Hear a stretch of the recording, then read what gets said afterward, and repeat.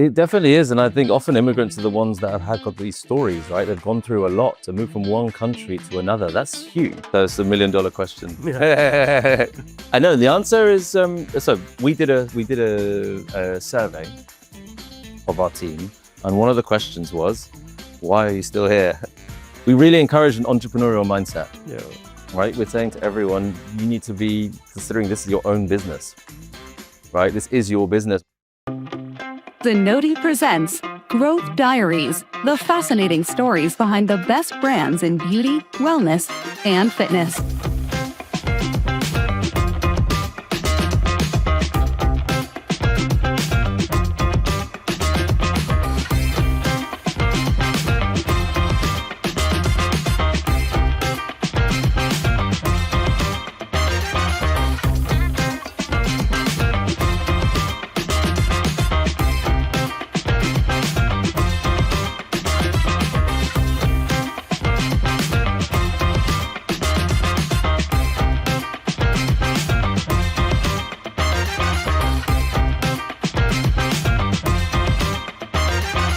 Today, we are joined by Lucan Salem, the driving force behind one of London's most iconic salon brands, Harry's Hair and Beauty. Founded by his father back in 1976, Harry's has grown from a single Chelsea salon into a luxury destination with 5 locations across the city. Under Lucan's leadership, the brand has embraced innovation while staying true to its roots in high-end personalized service. From launching a renowned training academy to leading exciting collaborations with top beauty names, Lucan is shaping the future of the family business and the industry. Let's talk to the man himself. So, welcome to Growth Diaries, Lucan. It's my first Growth Diary in London, the first business meeting. Thanks for making the time. Thank you very much for having me today. Yeah. So, compared to all our other Growth Diaries, Harry's is very unique. It has almost a 50-year legacy. So this is going to be very unique, the recording and learnings, I guess, for me personally and for everyone and the viewers. So I want to start off with, saying, learning more about, how it was started. And I know it wasn't you because, I think you were probably born after it was started. I was definitely. So, your dad started this business, I believe, in London. So can you give us a little color on how it came about? Yeah, definitely. So it was started in 1976, as we said, 49 years ago. And how old was your dad at that time? Oh, gosh, that is a good question. He was born in 1950, so he's 16 years. Yeah. Okay, amazing. Yeah. So he came over from Iran, and he went to boarding school, actually. Mhm. And he had a really difficult experience. You can imagine English wasn't his first language. He didn't necessarily fit in. So he left school as quickly as possible. And he knew academia wasn't the way he wanted to go. And he was also very shy. So he wanted to have a job somewhere where he could learn to mingle and communicate with people. And he was drawn to hairdressing. He trained in a place called Scissors and another one called Molton Brown and Leonard's. So they were really, really top-end places in London at that time. And he saw one thing. He saw something where they were all great businesses, but they did one thing wrong, and that was they didn't look after their staff. He did not feel looked after. So he wanted to create his own business. He went and did that. He started in Sydney Street. That was, in fact, it was in the basement and ground floor of the house where he lived. So his family lived above. So you can imagine the chaos, having a salon downstairs. And he had one thing, which was he wanted to look after his team. We have people who have been with us for longer than I've been alive. Now, this is pretty crazy, right? Because now Harry's retired and there's me coming in going, who is this guy? But this is amazing, right? Really, really unique, as you said. Yeah. So we were in Sydney Street. The business was in Sydney Street for many years. It outgrew Sydney Street. It moved on to Brompton Cross, where we had one floor.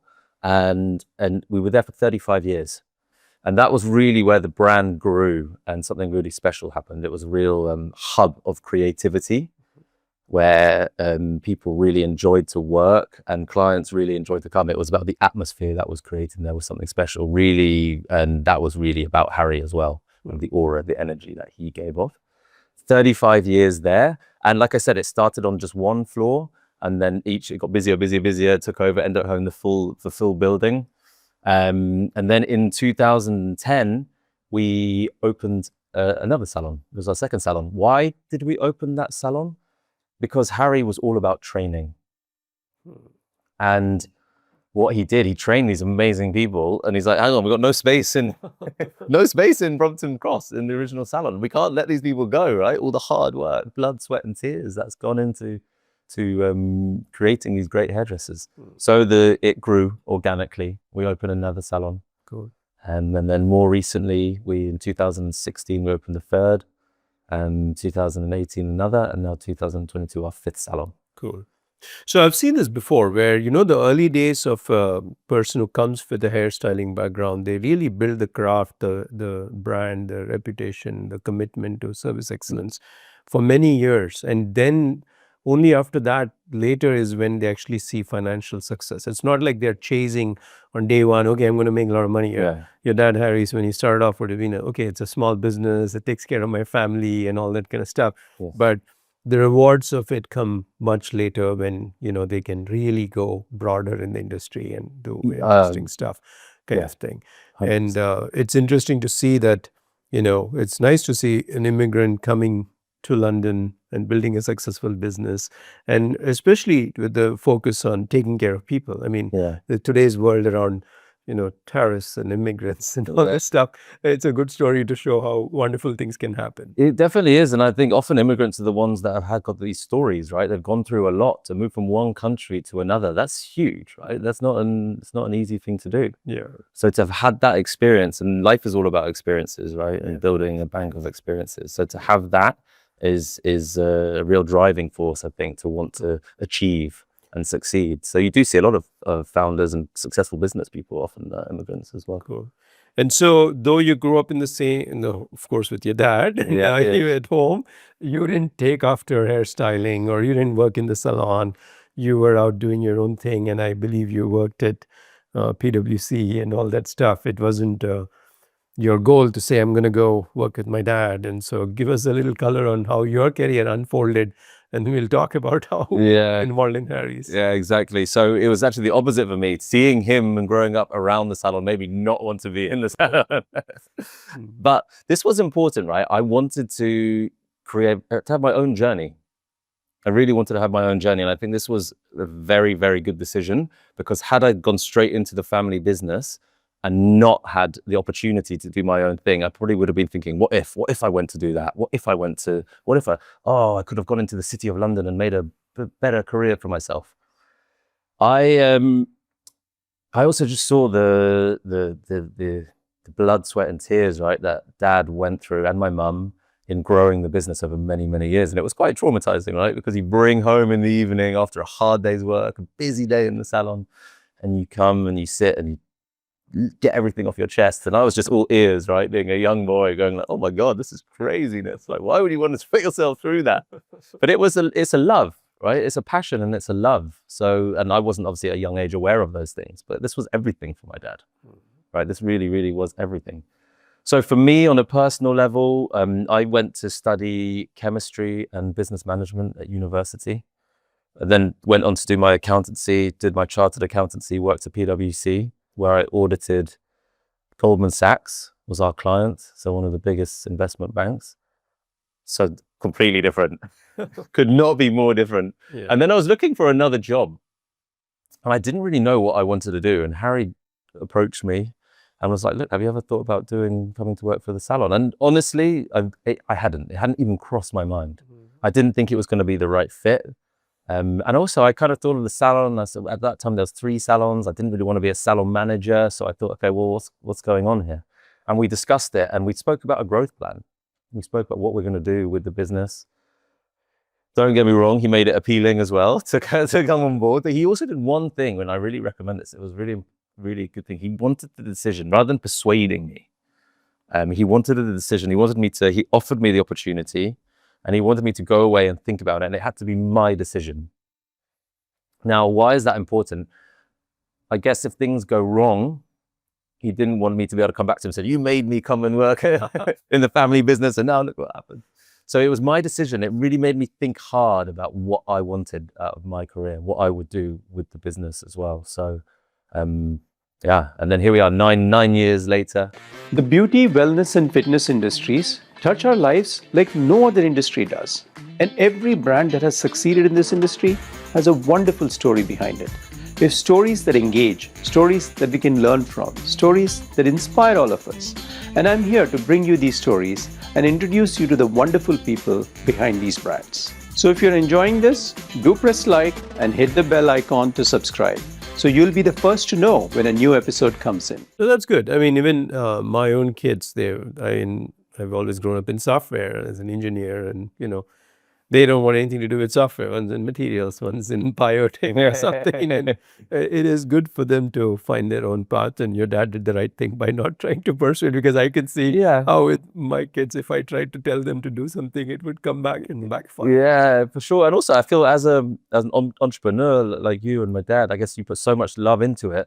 You kind of also, for Harry, he didn't want to see it go, right? To go into someone else's arms, it wouldn't have had, like I said, it's like his baby in a way. So he didn't want it to just go somewhere else. Yeah. So it would have been easy for him to be like, come on, please, come and work, to persuade. But anyway, like I said. So, but when a business like yours has been around for 50 years, culture changes, everything changes, the techniques, the tools, the styles which are prevalent then, now.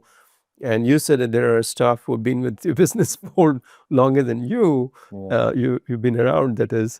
And there's technology changes in terms of social media and all that stuff. So since you've come on board, how have you navigated the whole changes around, the world is different today with social media. It wasn't there when I was also, and started my jobs and all that. So yeah, so we actually, there was a few different things, right? My first thing I want to say is, rather than, I kind of divided in my mind the people that were going to be open to the change, okay?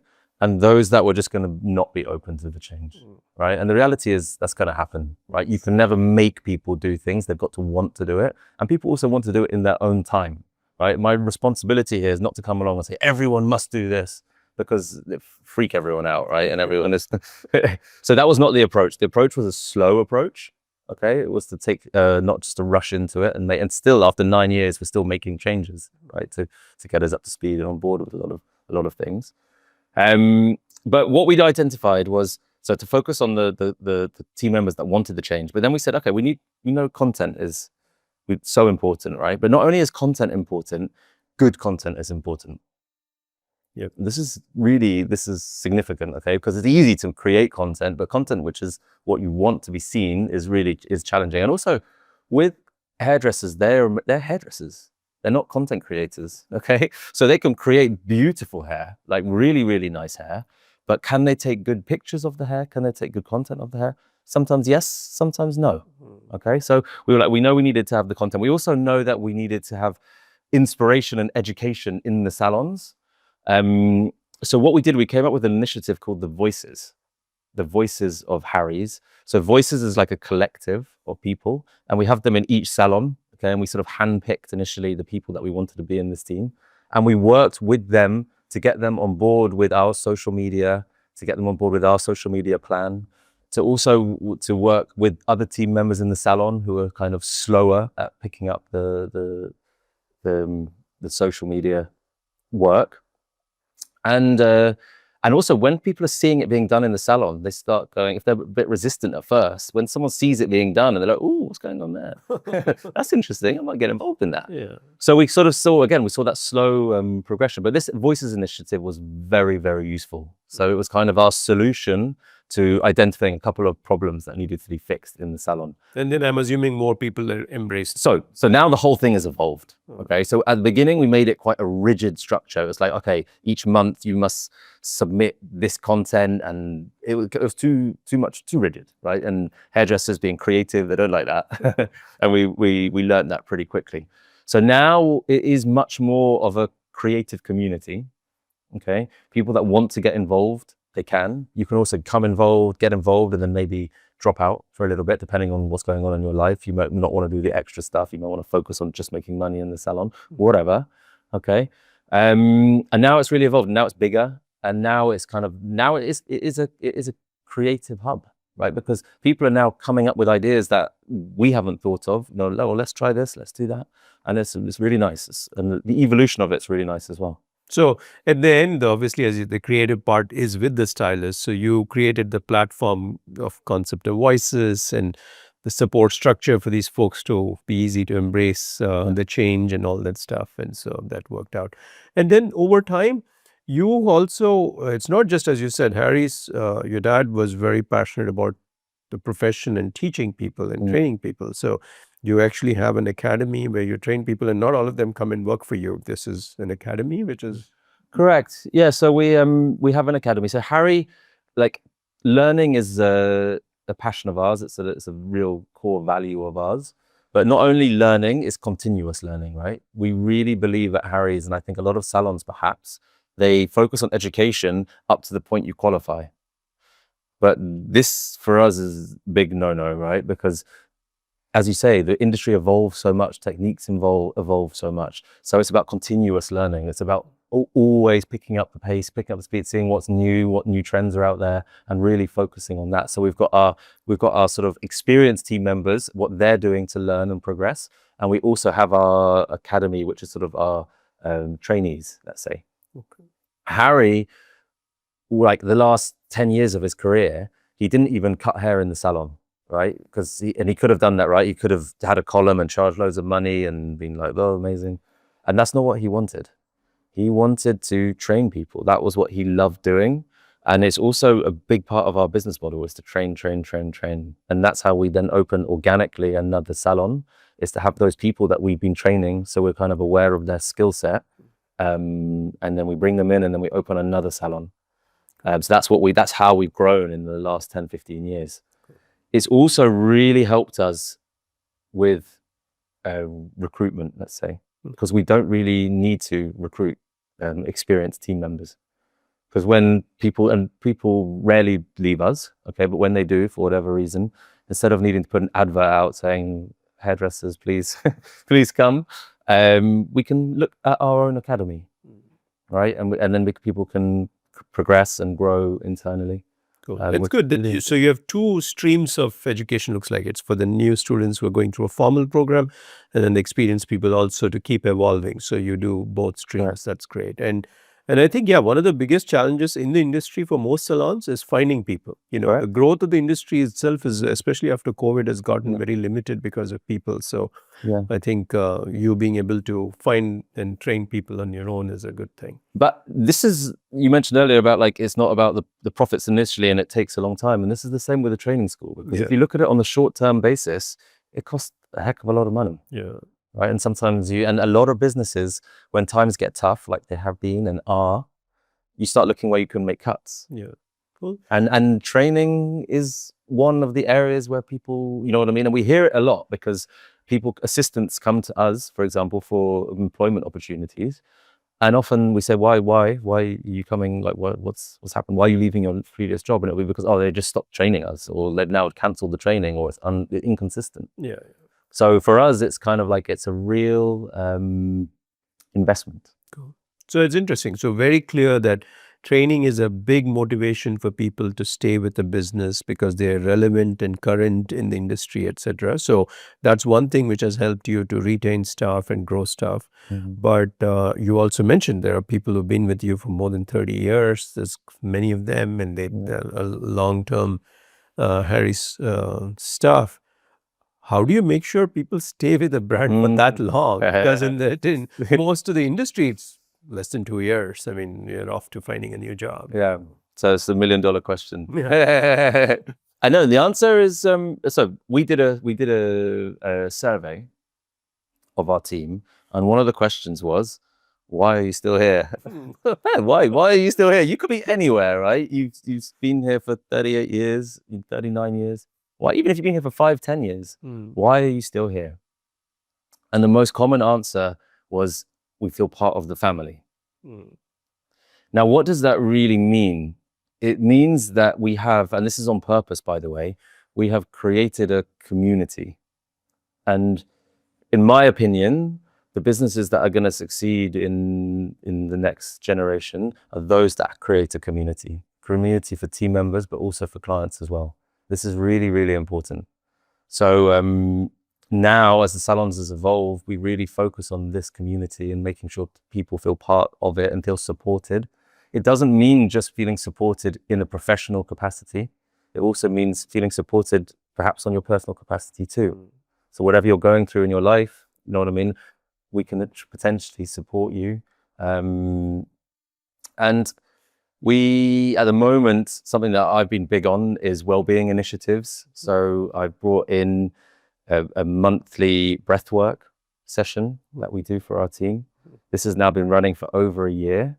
And interestingly, we have a community on WhatsApp, okay? So it's kind of like a group and everything, all training opportunities go on there. It could be payroll things, it could be success stories, whatever it is, that community.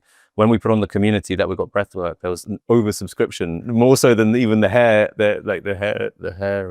workshops and things like that as well, which I found very interesting. And we've continued to do it. Cool.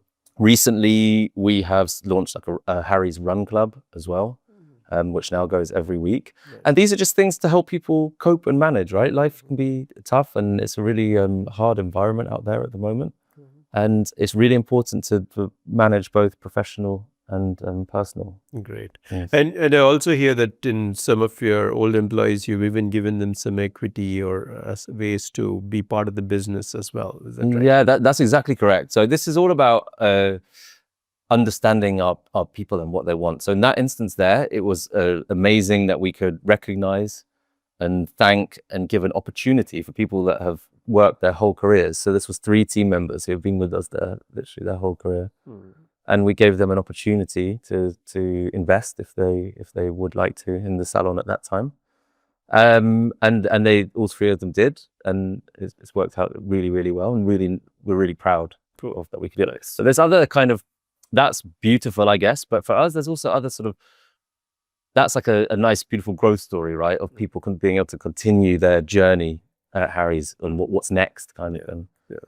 And we've got a few different ones that what we do is try and understand people, right? And we say, we have, for example, Ash, who is an assistant with us, was an assistant with us.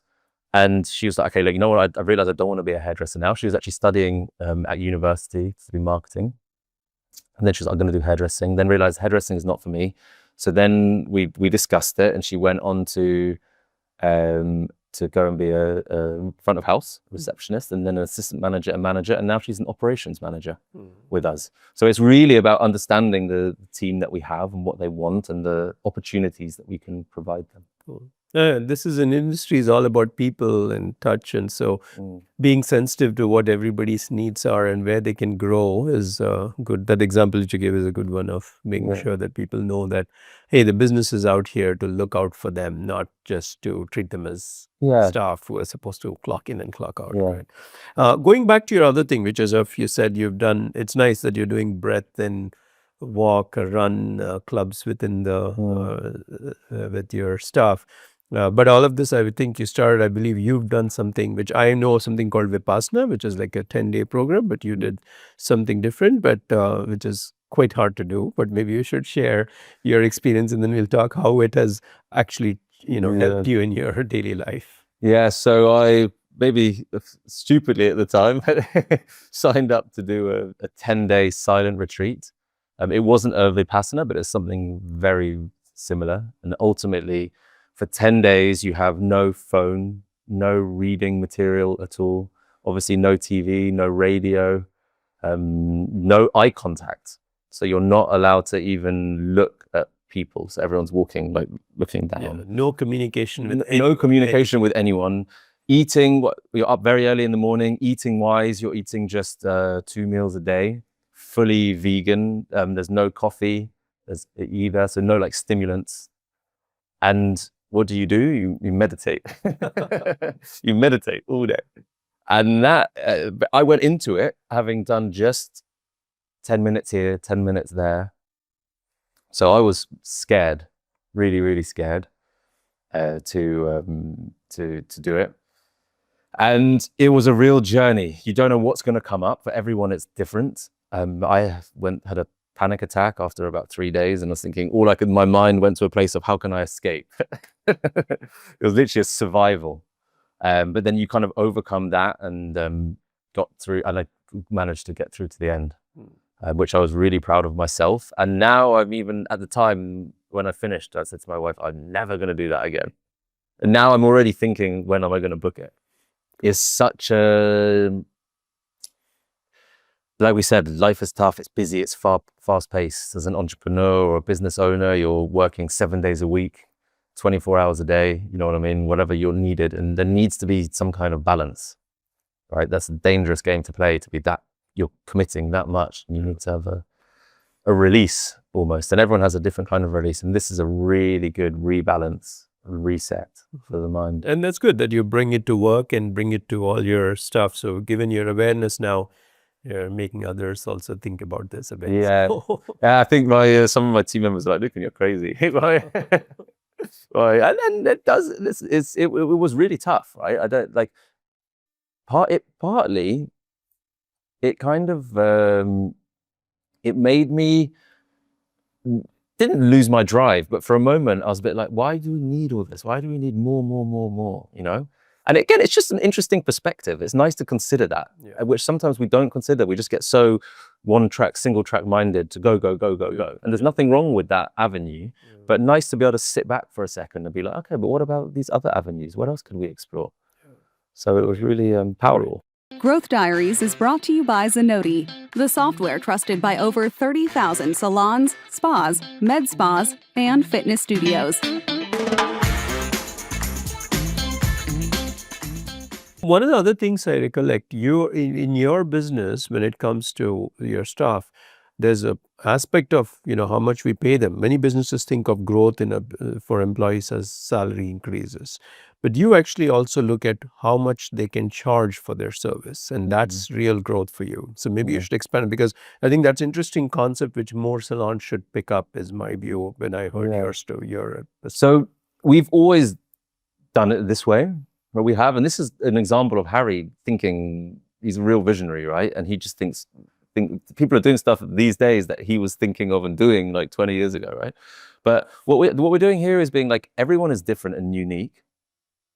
Even as a hairdresser, you're not necessarily good at everything. You might have a particular skill in ladies' cuts and maybe not so much in men's. Or if you're a colorist, you might be amazing at this new highlighting technique, but not so great at balayage. So we price all services, each service that a person does uniquely, right? So we don't have levels and tiers for each person. Everyone is on their own level.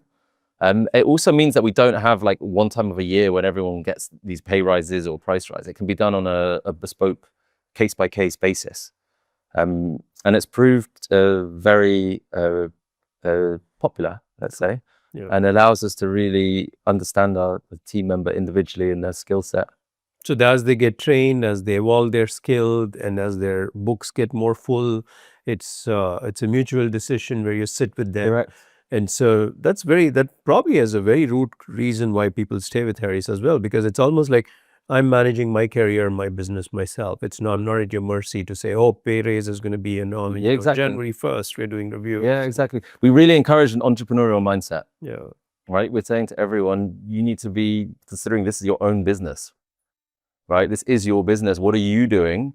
So when they come to me and say, oh, like, yeah, thinking about a price rise, or what do you reckon? Like, okay, the question is really for you. Like, do you think you're ready for a price rise? What are you doing differently? What are you improving on? You know what I mean? What have you done? And the proof's in the pudding, right? Because you can see by their book, for example, what's going on. But it's a really interesting conversation to have. Cool. Given that you have some of the most, the best stylists in the city, and including Harry's, I'm curious, whether you want to share. It's over the years, have you had any celebrities come to Harry's, and who have you had as clientele in your list? Yeah. No, we definitely have. We have had various football. We're based in Chelsea, in London, so various football players. We also have royal family members. And one of our hairdressers did the hair for the bride at one of the royal weddings. Cool. So that's the kind of, and then various actors and actresses also. Cool. Nice. It's humbling to see how, in the times from early days to an immigrant from Iran comes in this here. And people trust the business and him as a person. It shows the world is actually more open to working together, collaborating, and not have these boundary lines than we see and hear in the news. Yeah, exactly. Yeah, nice story. So we talked a lot about your staff and why, and of course, the basis of a successful salon is the people and keeping them. And I think your business does a great job and has shown all the right characteristics others should be looking at. In terms of customer loyalty and retaining customers over the years, how have you approached that? Any particular programs or how your staff ensure people keep coming back? Yeah, that's a very, very good question. And an interesting one, because I was thinking about this, and post-COVID, we gave a lot of the customer experience we took back, right? Because we had to. And I would say that we've been quite slow at re-engaging and bringing that back. So this year our theme is customer experience and customer engagement. So something we're really focusing on. I'm playing a bit of a game at the moment with the team. And I say it's a game, it's real, but I've given them £10,000 each salon. And they've now got focus groups in each salon. So an assistant, a manager, a colorist, and a stylist. And they're coming together and waiting to get the results and the feedback to understand how they would like to spend that money to elevate customer experience, right? So it's kind of getting everyone, it's a bit of a game to get everyone on board. It's easy for me to sit there in an office and go, everyone must do this. But are people going to get on board and are people going to follow is the kind of question. So by doing this, it's quite exciting. And we're going to see what happens. So that's one thing. But in terms of over the years, for us, the customer engagement is about connecting with the team, right? It's a consequence of us looking after our team and maintaining and retaining the team and having an inspired workforce. The knock-on effect of that is happy clients. Okay. And in Harry's words, begin with happy staff and the clients will follow. Right. So we've got 4th generation clients. So we're really proud of that. So we did the parents and then their kids and then their kids and then their kids. It's amazing. And it's about the answer is it's about the emotional connection with those people, right? They feel so comfortable to come in. So we know them so well, right? So when they come in, we're really looking after them. I don't necessarily believe in this customer service handbook that people have in some places. For us, that doesn't really work. Like, this is how you must do it, because it goes beyond that. It's kind of what extra can you do to make the experience a little bit better. Cool. And yeah, that's nice, because they say the emotional and empathetic connection is far more stronger than okay, here's a loyalty point program. You get 10 points if you spend $100, and that kind of stuff is so what you're doing is really, but it's very hard to do what you're doing because it takes patience, it takes time. If you're in a rush to open like 20 salons this year, you can't deliver that, right? So you're spot on, and that's why we don't have 20 salons. But it's a different business model, right? Because then goes the question, like, what is growth? Yeah. Right, what is growth? And I think a lot of people get, and quite rightly, there's no right or wrong, but they say growth is salons, more salons, more salons. And for us, it's not. For us, it's growth in our margins. Okay, and how we're doing that, we're focusing on our team in terms of investing in the services that they're giving, the prices. By investing in their training, you're then investing in the ability to charge more. And we're then also looking at other services we can offer. And at the moment, we're really focusing on, for example, curly and coily hair, which is something that we didn't do much of before. So we've got a big push for that, or new smoothing services, different techniques and things like that. So we're really focusing on that kind of growth. As opposed to nice. It's good. It's emotional growth. It's employee growth in terms of their own entrepreneurial, how much money they can make over time. So I think your employees probably will feel that life is good. This is a well-lived life. Sometimes, not always. I think you ask them, they would be like, so listen, the reality is work is work as well, right? So cool. I'd be lying if I was like, every day is a rosy, cool, perfect day.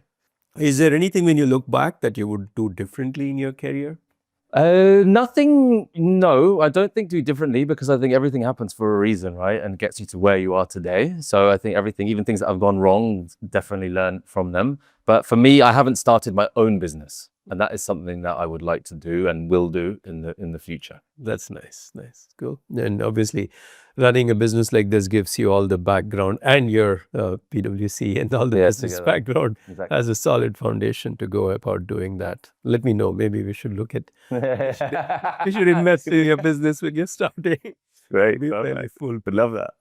So is there, so you've been in business quite a bit. Is there a brand that stands out that you admire and you look up to? There is one, it's called Aesop. Ah, Are you familiar? Yeah. I don't know if in the US, it's, you know what? Every single store is beautiful. Like you look in and it's like, wow, like you actually want to go in there just to see what is going on. All the products are amazing. The branding is amazing. It actually originated as a hair brand as well, which is interesting because now it's gone way beyond that, right? It's about face and all sorts of creams for your body and things. So toiletries. So yeah, no, it's an amazing brand. yeah. My wife makes sure we have a lot of those products at home. That's what it's like. You better keep working hard then. It is expensive. I think in the US we got them in Nordstrom. That's a beautiful brand. Agreed. Products are wonderful. Yeah. That's great. And if somebody was starting off today in this industry to start building a new business, any words of advice, what they should be looking out for? Yeah, it's to how they could do things differently. And I think that's a very current question because the industry is in a bit of transition. The traditional salons, especially with margins and things dropping, are becoming very expensive to run. So how could you, what is the new salon? What does that look like is kind of the advice that I could give. Yeah. So I think if they try and build exact similar to Harry's kind of business, I think it's going to be very hard to be successful. I think very hard. They have to break the rules and think of a new format, 100%. And there was a great quote, which was, you know, this like, if it's not broken, then don't fix it, right? Yeah. If it's broken, don't fix it. Yeah. And in this instance, if it's not broken, break it, Yeah. right? And then fix it even better. And I thought that was really beautiful. And that's exactly what needs to happen. It's like, look what's going on now, and then just break it, be like, whatever. And then how could we do it completely different? Cool. So other than having done breath work and doing this, what running Harry's, what do you do personally to take time off from work? Exercise, running, cycling. I just did a marathon in Rome, and now that's over. I'm now on my bike. And I absolutely love it. That's the space where you can just be in your own mind and process everything that's happened. So big advocate for exercise. Nice, nice. Even I am, advocate of course, running in particular. I've never done marathon Rome, but that must be wonderful because you're running through all these beautiful places. Yeah, it was absolutely stunning. We started at the Colosseum and ran through the Vatican, and yeah, very beautiful. Cool. Yeah, this industry is all about, the personal care and personal touch. So investing in our own personal well-being is the number one thing people should do. And everything else, I feel, falls in place. Spot on. Exactly.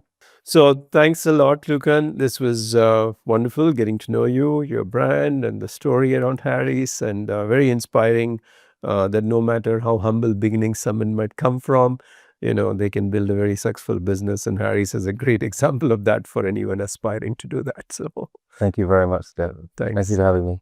Growth Diaries is brought to you by Zenoti.